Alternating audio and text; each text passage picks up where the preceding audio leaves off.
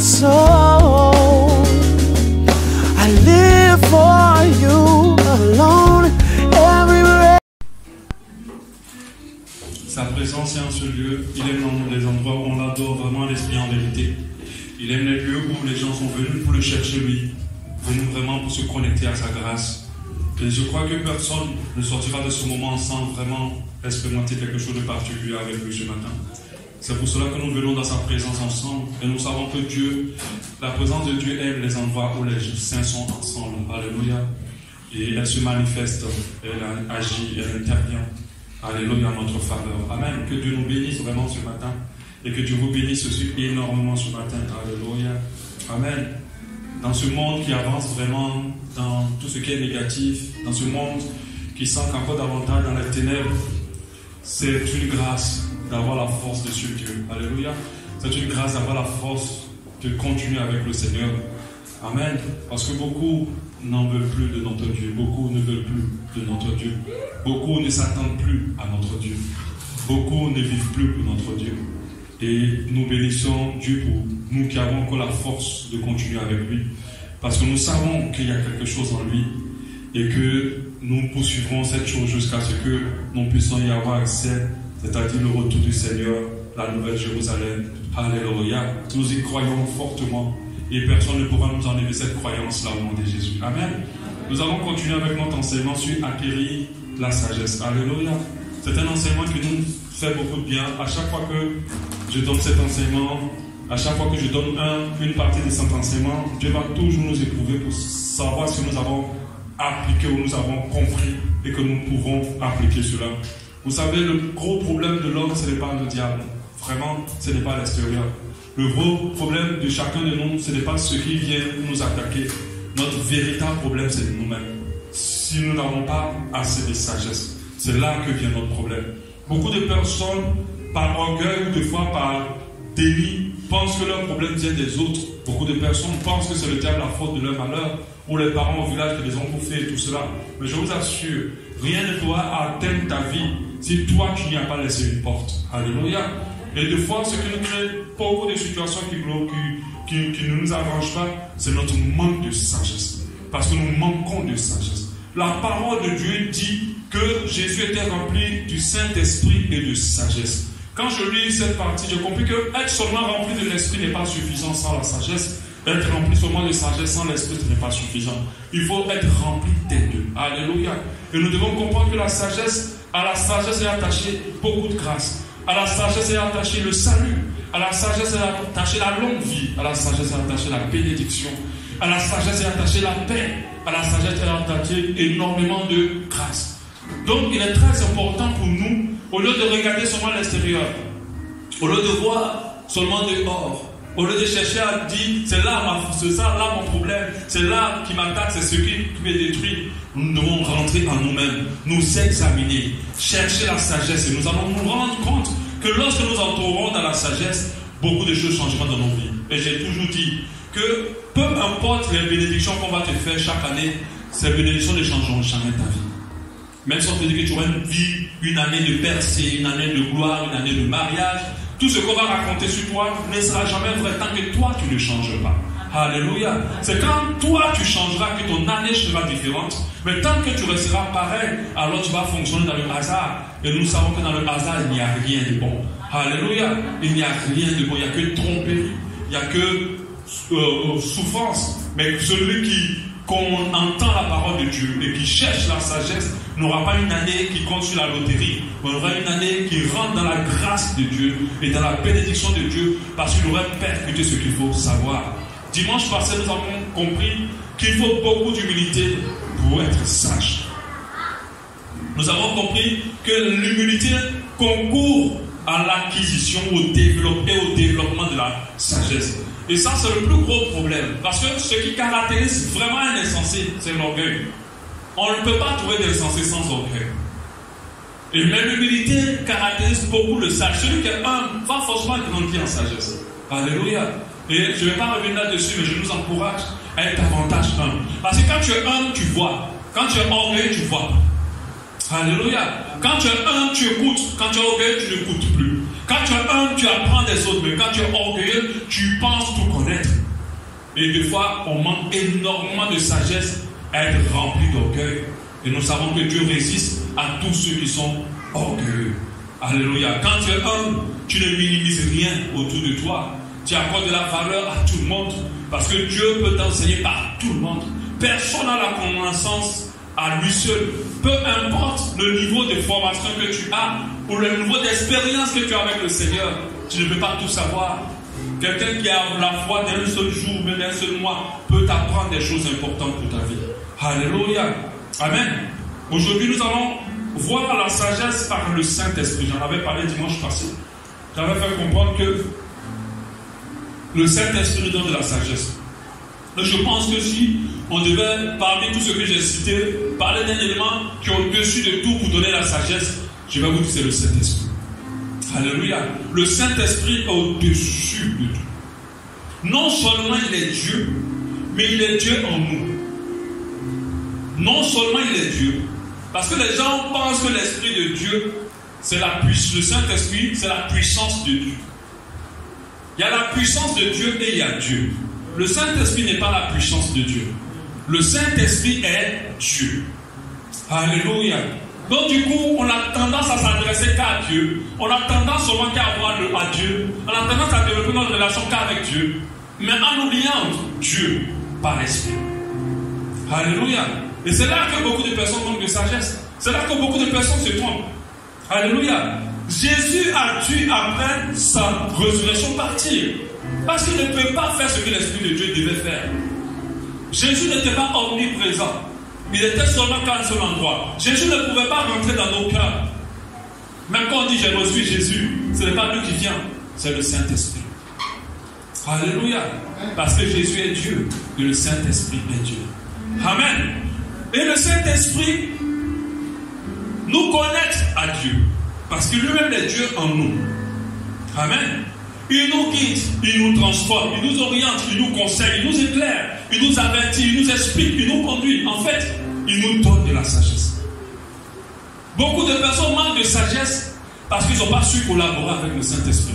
Il y a même des églises, des assemblées où on ne laisse pas le Saint-Esprit s'exprimer, où on ne connaît pas le Saint-Esprit, et on taxe de tout ce qui est associé à l'Esprit Saint comme étant de la sorcellerie ou tout le reste. Et ces personnes en manquent énormément de sagesse. Jésus a dû partir parce que pour que l'Esprit de Dieu vienne. Mais regardez ce qu'il dit. Il dit en Jean 16, 13. Quand le Consolateur sera venu, il parle du Saint-Esprit, l'Esprit de vérité. Il vous conduira dans toute la vérité. Mon frère, ma soeur, si quelqu'un te dit toute la vérité, sache que tu vas être sage. Amen. Parce que tu es des fois insensé dans tes décisions, parce que tu négliges et que tu n'as pas accès à la vérité. Alléluia. Il ne parlera pas de lui-même, mais il dira tout ce qu'il aura entendu et il vous annoncera les choses à venir. Si quelqu'un vient te dire ce qui va arriver, c'est quelqu'un qui va te rendre sage. Alléluia. C'est pour ça qu'aujourd'hui, j'aimerais que chacun de nous apprenons à développer notre relation avec Dieu, surtout du volet du Saint-Esprit. Parce que beaucoup n'ont pas su développer la relation avec Dieu par l'Esprit. La Bible parle du Saint-Esprit, il nomme le Saint-Esprit en appelant l'Esprit de... L'Esprit de... Hein? Non, l'Esprit de sagesse. La Bible appelle le Saint-Esprit l'Esprit de sagesse. Ah oui, c'est écrit dans la Bible. C'est une vertu particulière du Saint-Esprit. C'est pour ça qu'on l'appelle l'Esprit de sagesse.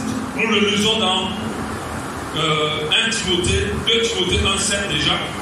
Car ce n'est pas un esprit de timidité que Dieu vous a donné, mais un esprit de force, d'amour et un esprit de sagesse.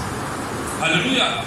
Le Saint-Esprit est nommé comme l'esprit de sagesse. La parole m'appelle l'esprit de sagesse parce que c'est lui qui donne la sagesse à quiconque.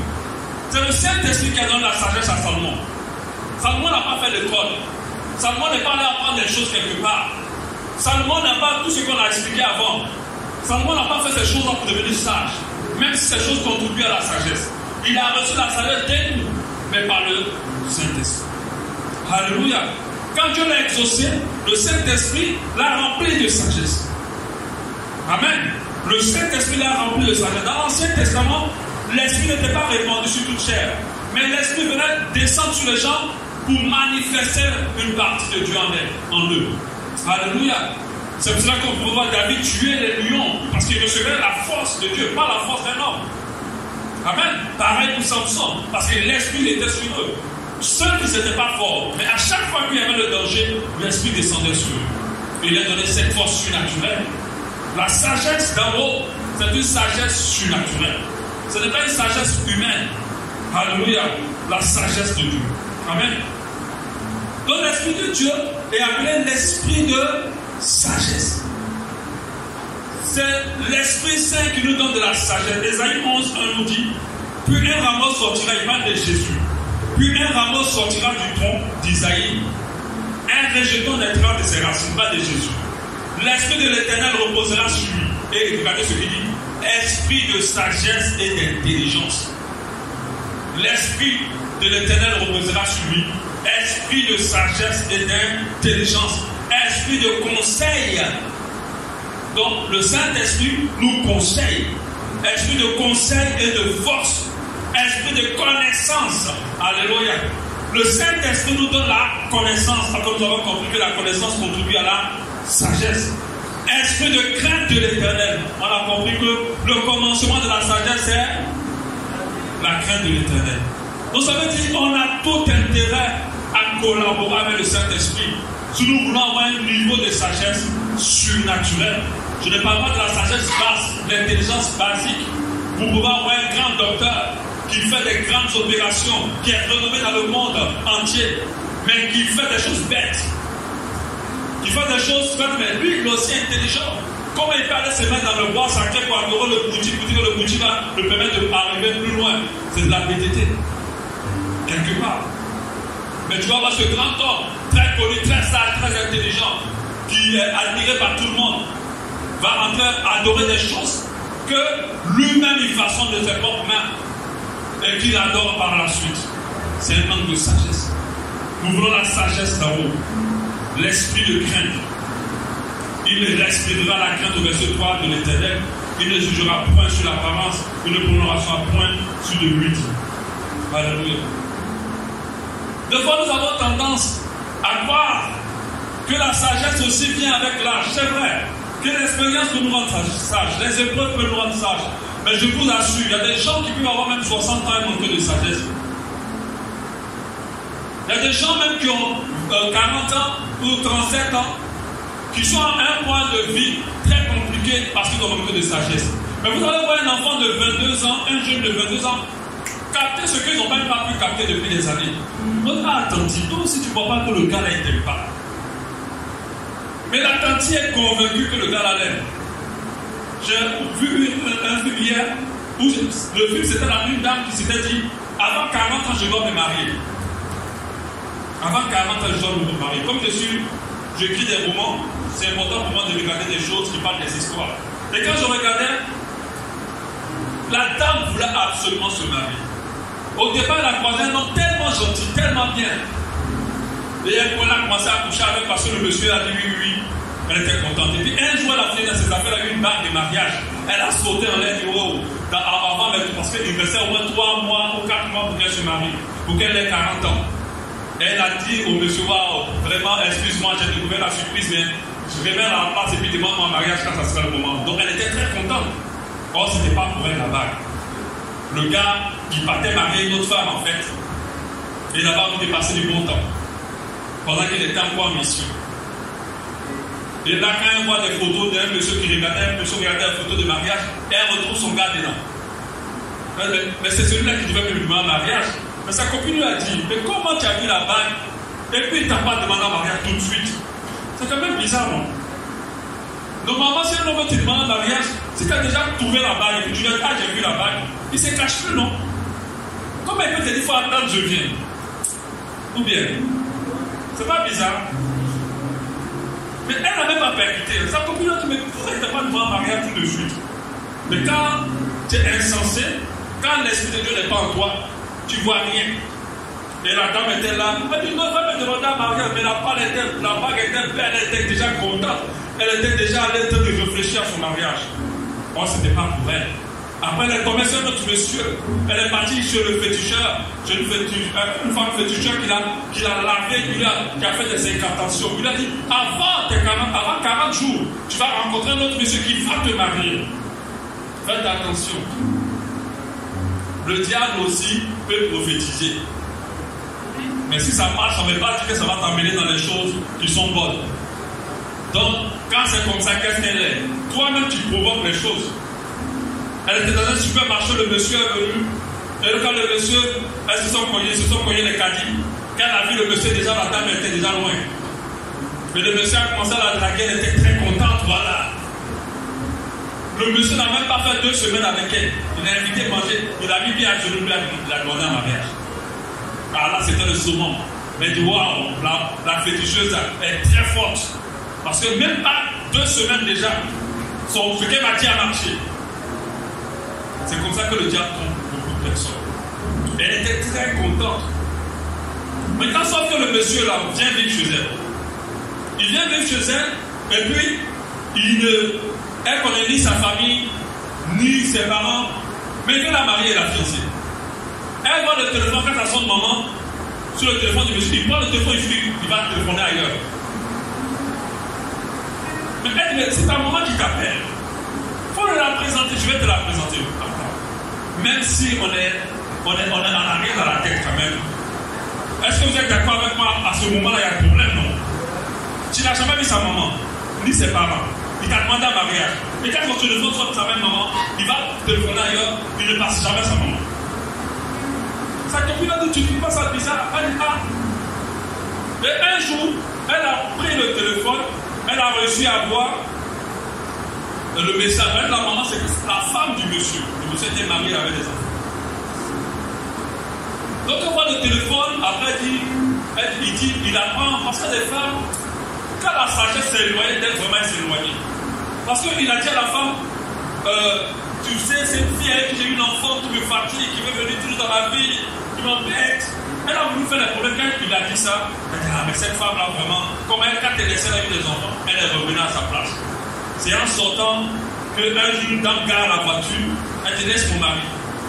Oh madame, c'est vrai qu'il a fait l'enfant avec vous, mais il faut le laisser tranquille. Il m'a demandé en fiançailles. Ah non, c'était vraiment sa femme. Elle a sorti la bague, elle dit, on est mariés. Mais malgré cela, ça n'a pas suffi. Elle a fini de pleurer tous les larmes de son corps. Un chauffeur de taxi l'a dragué. Il a dragué jusqu'à elle a dit, bon, ça fait plus. Et elle a pris le chauffeur de taxi, il était pauvre. Vous êtes déjà dans les fiançailles, le gars, il vient la marier, il va chez les parents, il va faire la dot. Et quand il vient à la maison, chez elle qui vit, n'a pas d'argent. Il dit à la femme, maintenant qu'on est ensemble, mets mon nom sur ton compte bancaire. Je vous dis, il y a des femmes qui vont faire ce qu'ils font ça. Vous, même quand vous regardez là, est-ce que vous trouvez ça normal? On n'est même pas encore mariés. Tu veux avoir ta signature sur mon compte, le compte bancaire de la fille. Quand on dit non, on n'est pas encore mariés, elle a voulu se défendre, mais après, elle a accepté. Voilà plein de bureaux comme ça. Elle voit une alerte sur son téléphone, 3 millions ont été retirés. Voilà le monsieur qui lui dit oui. Tu sais que tu vas avoir bientôt 40 ans. Dis-moi merci parce que je t'ai sauvé, je vais te demander un mariage. Mais malgré cela, elle est restée. Alléluia. Et à la fin, elle a préféré laisser tomber les hommes. Elle a préféré tout laisser tomber, se concentrer sur sa vie. Parce qu'elle a dû chasser le monsieur parce qu'il couchait avec des femmes dans sa maison sur son lit. Parce que se disait qu'elle avait tellement besoin de lui puisqu'il l'a sauvé pour ses 40 ans avant son mariage. Il y a des femmes qui font des hommes leur souffle de vie. Au point où, peu importe ce qu'il va faire, elle semble toujours pardonner. Oui, il y a des choses qu'il faut pardonner. Mais il y a des choses vraiment, on ne peut pas s'amuser avec. Alléluia. Amen. Et à la fin, elle a décidé de laisser tomber les hommes. Elle s'en fout, elle dit même si il y a 40 ans, c'est plus bon. Je m'en fous si je suis célibataire. Et c'est là maintenant que son patron, avec qui elle était depuis longtemps, l'a demandé vraiment en mariage. C'était un monsieur sérieux au moment où elle s'attendait plus. Alléluia. Parce qu'elle n'était plus de manière insensée en train de dire avant mes 40 ans, il faut que je me marie. Parce que si ça te guide et que ce n'est pas le Saint-Esprit qui te guide, tu vas manquer de sagesse. Alléluia. Mais des fois, il y a des gens qui tombent dans des pièges qu'on se dit, mais tu as réfléchi comment pour accepter ça? Tu as réfléchi comment pour céder à ça? Mais c'est parce qu'ils ne collaborent pas avec le Saint-Esprit. Je vous assure, quand tu collabores avec le Saint-Esprit, ça sera très difficile pour toi de sortir des voies de Dieu. Parce que l'Esprit de Dieu est là pour te conduire dans toutes les voies de Dieu. Et dans la sagesse. Alléluia. Amen. Il est là pour conduire dans la sagesse. Amen. Il a donné la sagesse à Jésus.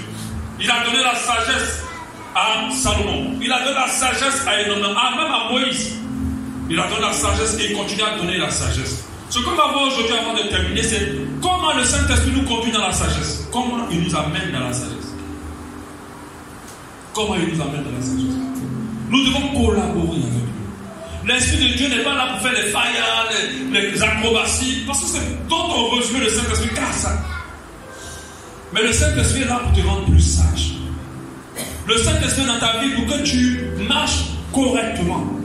Pour que tu ne tombes pas dans le piège de l'ennemi. Comment il nous conduit dans la sagesse? Il met en nous des paroles de sagesse. Il met dans nos bouches des paroles de sagesse. Quand tu collabores avec le Saint-Esprit, tu sais comment parler. Tu parles avec sagesse. Il y a des gens qui ont détruit leur bonheur et leur vie parce que tout ce qui sort de leur bouche est insensé. Ils ne savent pas parler avec sagesse. Ils parlent beaucoup plus avec leurs émotions. Ils parlent beaucoup plus avec leur faiblesse. Ils parlent beaucoup plus avec la colère. Ils parlent plus sans réfléchir, mais pas avec l'esprit. Le Saint-Esprit est avec toi. Même des endroits où on veut te piéger, l'Esprit de Dieu te permet de parler pour que les gens ne te piègent pas. À plusieurs reprises, on voulu piéger Jésus. Mais Jésus ne connaissait pas. Un an seulement, l'Esprit de Dieu disait à Jésus ce qu'il avait dit pendant que Jésus n'avait pas entendu. Et il disait à Jésus ce que Jésus devait dire. Et les gens étaient toujours confondus. Quand tu collabores avec le Saint-Esprit, tous ceux qui vont te chercher à te prendre de piège vont toujours être confus plutôt. Parce que Dieu mettra des paroles qu'il faut dans ta bouche. Il mettra des paroles qu'il faut dans ta bouche. Alléluia. Afin de te sortir de là. La Bible nous dit en 1 Corinthiens 12, 8. En effet, à l'homme est donné par l'Esprit une parole de sagesse. L'Esprit met dans nos bouches des paroles de sagesse. Quand tu collabores avec le Saint-Esprit, tu vas parler avec plus de sagesse. Mais si tu collabores avec ta chair, si tu collabores avec tes émotions, tu vas manquer de sagesse dans tes propos. Alléluia. On a vu le cas d'Étienne en Actes 6, 8. Étienne, plein de grâce et de puissance, faisait des projets de grands miracles parmi les peuples. Quelques membres de la synagogue dits des affranchis et de celles des Cyréniens et de celles des Alexandrins, avec des Juifs et des Cilicis et d'Asie, se mirent à discuter avec lui. Donc, ils sont venus faire débat avec Étienne. Mais ils ne pouvaient pas résister à sa sagesse, à l'esprit par lequel il parlait. Ils ne pouvaient pas résister à sa sagesse, à l'esprit par lequel il parlait. Alléluia. Ça me souvient que quand nous sommes dans des situations difficiles et que nous devons rendre compte, collaborer avec le Saint-Esprit. Le Saint-Esprit nous amènera à dire ce qu'il faut, ce qu'il faudra. Même quand vous avez café, collaborez avec le Saint-Esprit. Il vous amènera à dire la vérité, mais non seulement il vous amènera à parler d'une manière à apaiser le cœur de la personne qui est en face de vous. Ne réfléchissez pas à ce que vous allez dire. La Bible dit que lorsque vous trouverez devant les assemblées, ne pensez pas à ce que vous allez dire. Parce que le Saint-Esprit, au moment convenant, mettra les paroles dans votre bouche afin que vous puissiez parler comme il faut avec sagesse. Alléluia. Amen. Donc le Saint-Esprit met des paroles de sagesse dans notre bouche. 2. Il nous aide dans nos émotions et nos sentiments. On a dit que le manque de sagesse arrive de fois que nous manquons de maîtrise sur nos émotions et nos sentiments. Le manque de sagesse se manifeste lorsque nous manquons de maîtrise sur nos émotions et nos sentiments. Mais sachez que le Saint-Esprit t'aide dans tes émotions, t'aides dans tes sentiments. Parce que dans le fruit de l'esprit, il y a la tempérance. Dans le fruit de l'esprit, il y a la douceur. Quand tu reçois le Saint-Esprit, il met dans ton cœur la tempérance et la douceur. Il va t'amener à savoir te maîtriser, à savoir te contenir, à savoir résister, à ne pas laisser l'époux à ce que tu ressens. Alléluia. Le Saint-Esprit nous aide ainsi. Et lorsque nous collaborons avec lui, nos colères sont amorties. Nos frustrations sont atténuées. Alléluia. Même quand on tombe amoureux, parce que vous avez parlé des bons sentiments, il y a des gens qui manquent de sagesse parce qu'ils sont amoureux. Même quand on est amoureux ou amoureuse, l'Esprit de Dieu ne nous permet pas d'être aveugles, de voir les choses avec exactitude. Alléluia. Il nous permet de pouvoir, il maintient dans l'équilibre tout ce que nous ressentons.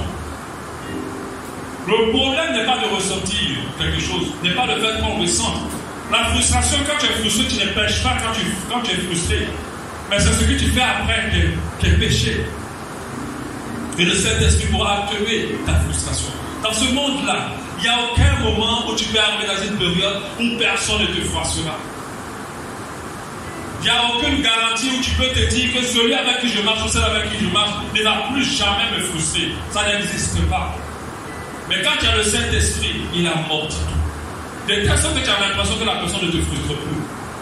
Mais c'est parce que tu collabores avec le Saint-Esprit. Les sentiments sont clairs et forts dans la vie de celui qui est charnel. Mais celui qui est spirituel, ils sont atténués. Le mépris, quand tu te méprises, quand tu as le Saint-Esprit, que tu collabores avec lui, tu ne ressens pas le mépris. Bien au contraire, tu as pitié de ceux qui te méprisent. Mais quand tu es charnel, tu te sens blessé. Quand tu ne collabores pas avec le Saint-Esprit, tu as l'impression qu'on t'a jeté par terre, qu'on t'a humilié. Tu ressens toutes les émotions de la chair. Mais quand tu collabores avec le Saint-Esprit, tu ne le ressens pas. Et les gens sont étonnés de voir que même malgré tout ce que je fais, cette personne est passive. Je ne comprends pas. Mais sachez qu'il y a des ennemis pour vous avoir, vont bousculer vos émotions. Et c'est là qu'ils vous pousseront à l'erreur. Alléluia. Il faut collaborer avec le Saint-Esprit. Comme je le disais la dernière fois, Joseph, quand la femme de Potiphar dit, il m'a violé. Je t'assure que si c'était toi qu'on avait accusé comme ça injustement, pendant que tu avais été juste, comment tu aurais réagi? Mais il a fallu l'Esprit de Dieu en lui pour amortir cette trahison et de réagir simplement. Alléluia. Toi, il nous aide aussi à contenir nos envies et nos désirs aussi qui ne sont pas bons. Alléluia. Amen. La Bible nous dit en Galates 5,16, j'ai dit donc, marchez par l'Esprit et vous n'accomplirez pas les désirs de la chair. Marchez par l'Esprit et vous n'accomplirez pas les désirs de la chair. Si tu ne marches pas par l'Esprit, ta chair va te conduire. Sincèrement, je vous assure, le plus grand désir de tout chrétien, c'est un jour d'être débarrassé de la chair. Parce qu'on ressent que tant qu'on a la chair, on sera toujours dans le combat. Le vrai combat que nous faisons là, c'est le combat qu'on fait contre notre propre chair. Sincèrement. Quand tu arrives à te contenir, quand tu arrives à le maîtriser, quand tu tiens ton corps à la brèche, en brique, tu peux gérer, faire plein de choses. Regardez les athlètes. Qu'est-ce qui les permet d'être aussi performants? C'est lorsqu'ils prennent le contrôle sur leurs envies, sur leur corps. Il y a d'autres même qui arrivent au point où ils ne ressentent plus les douleurs. Ils arrivent de manière psychologique à ne pas ressentir des douleurs. Mais l'Esprit de Dieu est là pour nous aider à amortir nos envies, à amortir nos désirs. Quand nous collaborons avec lui, nos envies et nos désirs ne sont plus devant. Le chrétien charnel, c'est le chrétien dont l'Esprit de Dieu n'a pas d'influence sur lui. Vous savez qu'on peut avoir le Saint-Esprit sans qu'il y ait d'influence sur nous.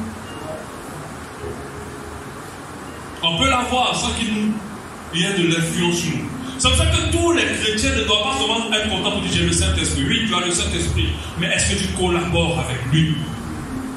Est-ce que toi avec lui vous marchez ensemble? Alléluia. Amen. En 4, le Saint-Esprit nous révèle le cœur et la pensée, les pensées de Dieu.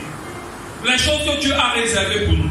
Il nous révèle les voies de Dieu, nous guide là où il faut. En fait, le Saint-Esprit va te dire non, ne fais pas ça, Dieu n'aime pas. Oui, vas-y, Dieu est dedans. Parce qu'il y a des choses qui ne sont pas clairement péchées. Il faut quelqu'un pour avoir le discernement, pour savoir exactement qu'est-ce que c'est. Alléluia. Le Saint-Esprit nous révèle la pensée et le cœur de Dieu. Je vous assure, il y a des choses pour lesquelles on est très convaincu que c'est bon. Mais quand tu collabores avec le Saint-Esprit, le Saint-Esprit dit non, ça c'est pas bon. Ne va pas là-bas. Il y a des décisions qu'on prend, on se dit là c'est la bonne décision. Mais le Saint-Esprit dit non, sors de là. Amen. Parce que le Saint-Esprit nous révèle le cœur et la pensée de Dieu. Il nous permet de savoir qu'est-ce que Dieu veut et qu'est-ce que Dieu attend de nous. Ceux qui collaborent avec le Saint-Esprit le savent. Alléluia. 1 Corinthiens 2:11. Le cœur des hommes en effet connaît les choses de l'homme, si ce n'est l'esprit de l'homme qui est en lui. Il dit de même, personne ne connaît les choses de Dieu si ce n'est l'esprit de Dieu. Le Saint-Esprit vous révèle la pensée de Dieu. Quand tu collabores avec le Saint-Esprit, vraiment moi je bénis Dieu. Depuis le début de ma foi, je me suis habitué à collaborer avec lui. J'ai accepté le Seigneur, mais je n'ai pas été pris tout de suite en charge. Donc Dieu me prend en charge moi-même. Et quand tu te prends en charge toi-même spirituellement, tu es obligé de collaborer avec le Saint-Esprit. Les chrétiens qu'on a aujourd'hui sont trop assistés. Ils ont l'Esprit de Dieu comme tout le monde, comme le pasteur. Mais l'Esprit de Dieu chôme dans leur vie. Ils ont besoin d'étudier l'Esprit de Dieu qui est dans le pasteur pour les guider dans toutes choses. Moi j'ai appris à collaborer avec le Saint-Esprit. J'ai appris à savoir ce qui est de Dieu. L'Esprit de Dieu est très doux. Ses paroles et sa volonté, ses désirs ne sont pas forts dans le cœur. Mais quand tu es sensible au Saint-Esprit, tu les captes. Tu les captes. Donc ça veut dire que quelqu'un qui n'est pas sensible au Saint-Esprit, ce n'est pas quelque chose de fort. Alléluia. On va te dire, quand vous allez sortir dehors, un certificat te dit qu'il y a un vent qui souffle. Le temps de manière physique, tu ne vas rien ressentir. Mais il y a un vent qui souffle. Et lui, quand il va mettre l'appareil, il va te dire que voilà. Pareil pour les sons. Où on est, il y a beaucoup de sons qui passent ici. En dehors de ce que vous entendez. Mais il y a des sons qu'on ne perçoit pas. Mais qui existent. Amen. Donc le Saint-Esprit est tellement dans une subtilité qu'il faut développer vraiment sa relation avec lui pour capter sa voix. Alléluia. Il nous révèle les choses de Dieu. Il nous révèle la pensée de Dieu. En 6 ou 7, je ne sais pas, le Saint-Esprit nous révèle aussi le plan du diable. Il nous aide à éviter ce plan-là. Il nous aide à éviter les plans de l'ennemi et les plans de nos ennemis. Alléluia. Vous savez, comment beaucoup de personnes se font avoir, des fois c'est parce qu'ils ne collaborent pas avec le Saint-Esprit. Comment le diable, parce que le diable, il nous atteint en se déguisant en ange lumière. Donc il vient comme s'il était de Dieu. Il va envoyer des gens comme s'il était venu arranger ta vie. Mais si tu n'as pas l'Esprit de Dieu, tu vas prendre tes ennemis dans ta vie. Tu vas t'ouvrir à tes ennemis. Tu vas t'ouvrir à ceux qui sont venus te faire du mal. Quand tu as le Saint-Esprit, tu vas dire que c'est normal. Moi, ça m'est arrivé, mais des fois, le côté gentil prend des fois trop le dessus. Mais dès qu'il y a quelqu'un qui a quelque chose de bizarre, je le ressens. Tout de suite. Je le ressens de suite. Je sais que lui là, même s'il n'est pas venu dans le mal, mais il y a quelque chose dans lui qui n'est pas bon. Et des fois, je vais parler à la personne, ou bien je vais chercher à comprendre, mais comme tu es gentil, tu dis, il ne faut pas que je soupçonne quelqu'un. Et en fait, je ne veux pas soupçonner quelqu'un de quelque chose pendant que ce n'est pas vrai. Je vais pécher devant le Seigneur, des fois j'évite. Et des fois tu laisses passer, mais en réalité, c'est l'Esprit de Dieu qui a commencé à te parler. Je me rappelle d'une des sœurs qui était dans cette église, elle n'est plus là. Mais cette sœur, dès qu'elle ouvrait mon bureau, j'étais énervé. On était gentils, serviable, très serviable et gentil. Mais j'étais énervé et je n'avais pas envie de la recevoir. Faites attention. Quand tu es sensible, comment tu comprends que là, l'Esprit de Dieu est en train de te titiller sur quelque chose. Et à la fin, il s'est trouvé que cette fille a fait vraiment beaucoup de dégâts à l'église. Alléluia. Donc le Saint-Esprit va te révéler les plans du diable. Regardez quand Marie et Joseph étaient en train de partir pour fuir la condamnation contre l'enfant. Ils ont été divinement avertis par l'Esprit de Dieu de ne pas aller là où devait aller, selon Hérode, aller les atteindre. Mais je vous assure, l'Esprit de Dieu ne te laissera jamais face à quelqu'un qui veut ta destruction sans te parler. Il ne te laissera jamais dans une situation où tu vas souffrir, où ça va te créer des problèmes sans jamais te parler. Il va te parler. Mais le problème, c'est parce que nous ne marchons pas par l'Esprit. Et des fois, d'autres se retrouvent là, il ne faut pas qu'ils se retrouvent. Ou collaborent avec les personnes avec lesquelles ils ne doivent pas collaborer. Alléluia. L'Esprit de Dieu nous conduit dans toute la vérité, je l'ai dit. Et celui qui nous donne la vérité nous va forcément nous conduire dans la sagesse. Il va nous permettre de comprendre. L'Esprit de Dieu nous donne du discernement en toutes choses. Alléluia. Il nous permet d'avoir dans ce don de l'Esprit, il y a le discernement des esprits. Dans le don de l'Esprit, il y a le discernement que le Saint-Esprit nous donne. Il nous permet de savoir que ça, c'est pas de Dieu, ça, c'est de Dieu. Amen. Il nous permet de prier avec sagesse et intelligence. Parce qu'il y a des gens qui prient d'une manière vraiment comme des insensés. L'Esprit de Dieu, vous savez que la prière active beaucoup de choses en Dieu pour nos vies. Et la Bible dit que lorsque nous ne savons pas comment prier, invoquons le Saint-Esprit. Il nous aidera à prier comme il faut avec sagesse. Quand vous priez par l'Esprit, vous priez plus efficacement. Et vous avez la possibilité de voir l'exaucement. Mais si vous priez seulement avec votre propre sagesse, mon frère, ma soeur, tu vas prier des fois dans le vide et pas dans l'orientation qu'il faut. Des fois, l'Esprit de Dieu peut t'amener à prier pour quelque chose qui n'était même pas dans ta tête. Mais il est orienté dans la sagesse. Et l'Esprit de Dieu nous permet d'avoir l'intelligence dans nos temps de prière et dans nos moments de prière. Alléluia. Amen. On va arrêter par là aujourd'hui. Dimanche prochain, je vais parler de quelles sont les dispositions personnelles que nous devons avoir pour mieux collaborer avec le Saint-Esprit. Comment nous devons fonctionner, nous, pour que l'Esprit de Dieu puisse facilement nous manier, nous parler, nous orienter, nous guider. Parce que c'est là le problème de beaucoup de chrétiens. L'Esprit de Dieu parle, il parle toujours. Mais c'est toi qui ne marches pas par lui, qui ne te fies pas à lui. C'est pour ça que tu ne captes pas. J'aimerais dire à quelqu'un ce matin, demande au Saint-Esprit d'être ton ami. Demande au Saint-Esprit de pouvoir prendre toute la place dans ton cœur et dans ta vie. Ne laisse pas ta personne, ta chair. Parce que tant que ta chair reste forte, le Saint-Esprit reste faible. Alléluia. On va prier.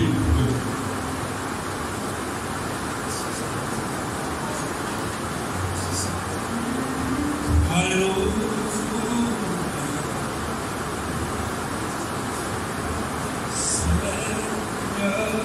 Jésus, j'ai besoin de toi dans mon cœur, dans ma vie, ma famille. Merci Seigneur. Parle à Dieu, dis Saint-Esprit, viens me guider.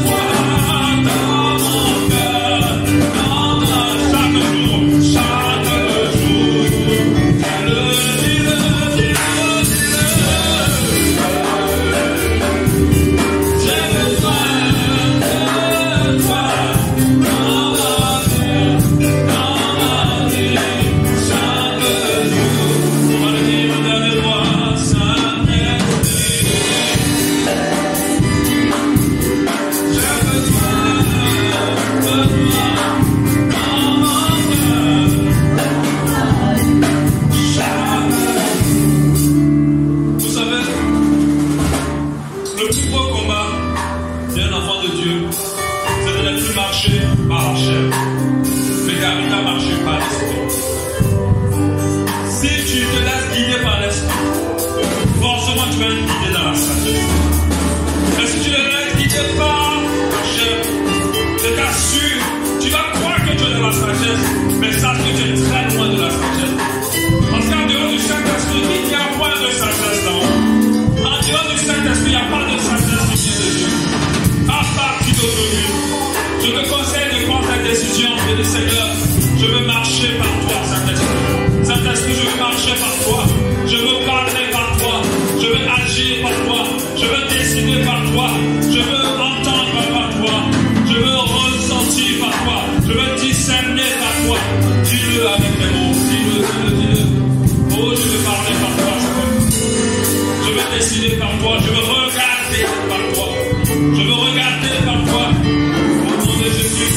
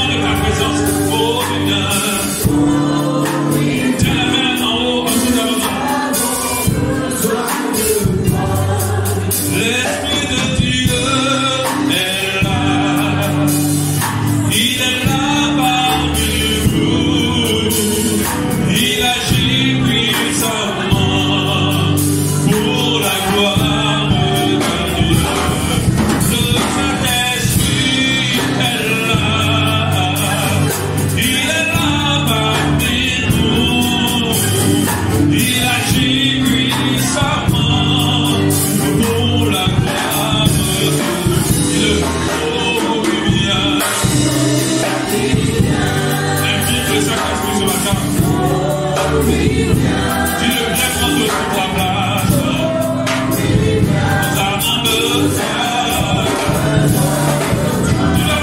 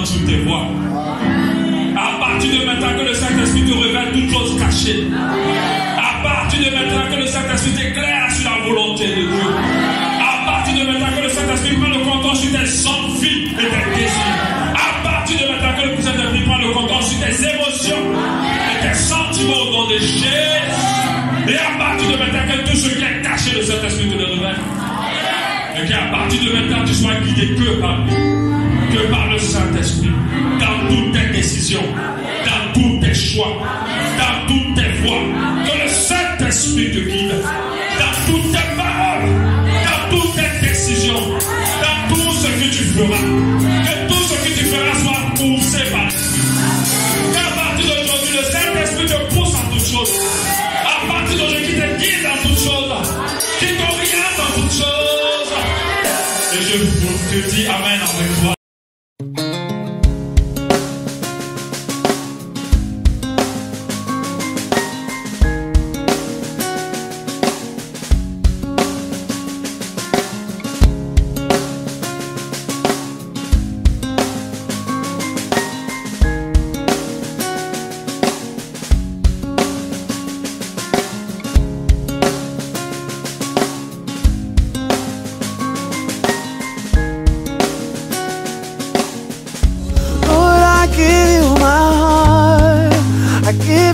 my soul.